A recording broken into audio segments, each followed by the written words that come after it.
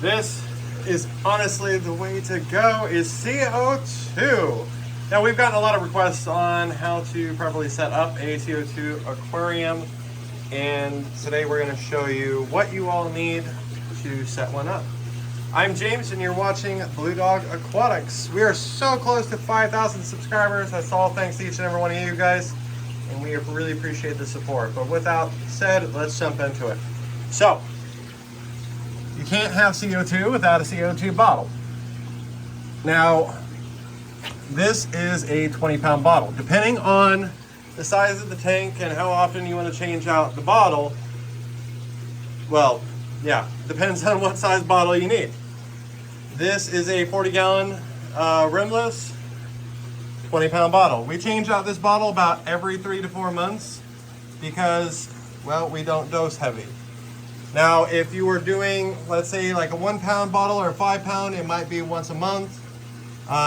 It just depends on how much CO2 you are injecting. If you have fish, you obviously want to inject less, and it also dictates on the plants. Now, once you figure out, and I would recommend securing these bottles to something. If you have kids, dogs, cats, whatever. Our big oxygen bottle in the back is a 50-pound bottle, and we have it secured to the wall so it doesn't get bumped or knocked over, because these things are like missiles when that head gets broken off. Now,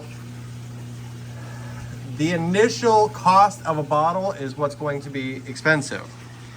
And I think a 20-pound bottle is like 80 bucks, give or take. The 100-pound bottle, that one was like 500 bucks.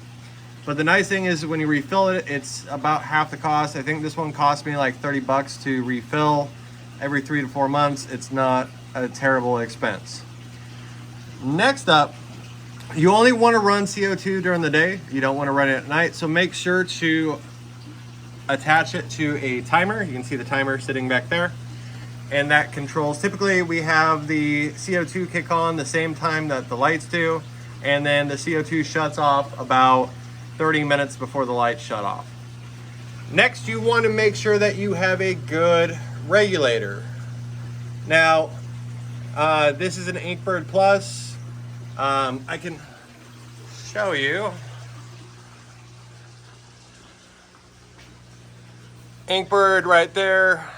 You can spend anywhere from, a couple $100 just on the regulator. This will tell you how much is still in the bottle, and then this will tell you how much pressure is going to the tank. Now, I like to use, there are different ones. Some of them have bubble counters right here. I don't do that.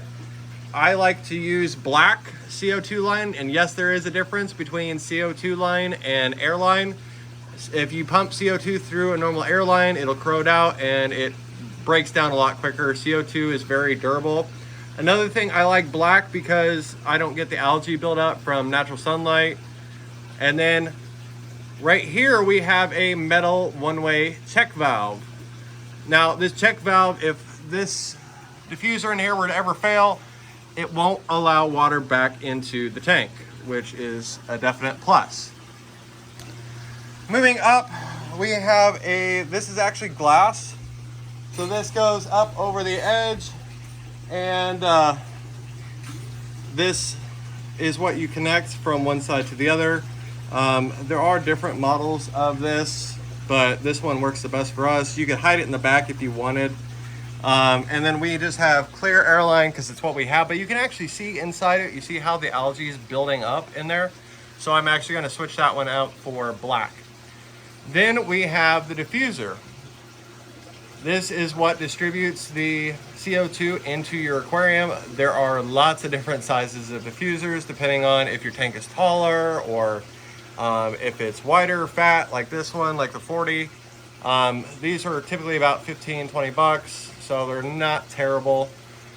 And then we have it where the CO2 comes up, and typically we run about 1 to 2 bubbles every second, and you can see going up there.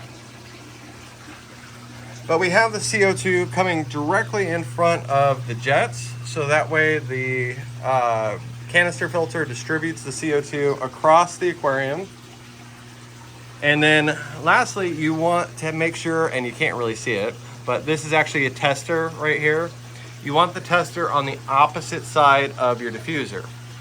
That way you can tell how much CO2 you have pumping through your aquarium. And I used to have the tester down here, but the yellower the solution gets inside, the more CO2 is in your aquarium. Now, what can happen if you have too much CO2 is you're drunk. Like if you have fish in here, you're drunk. See, I just can't talk. Your fish will act very, very drunk, and it can actually kill them from the carbon monoxide or from the CO2 poisoning. So that's why we always want to make sure, that's why that tank is hidden back so it doesn't get bumps. We've had it before at my old house. My dog walked by, accidentally hit the nozzle, and it cranked it way up. Half the fish were dead, and some of them were floating very, very drunk on the top. So just be mindful of that. Overall, full setup on typically like a 40-gallon tank, you're looking about $300 to $400 for your whole setup. So let us know if you have any questions down in the comments below. Thank you guys so much for tuning in. Please consider subscribing if you haven't done so already. Like, share, and we will see you guys next week.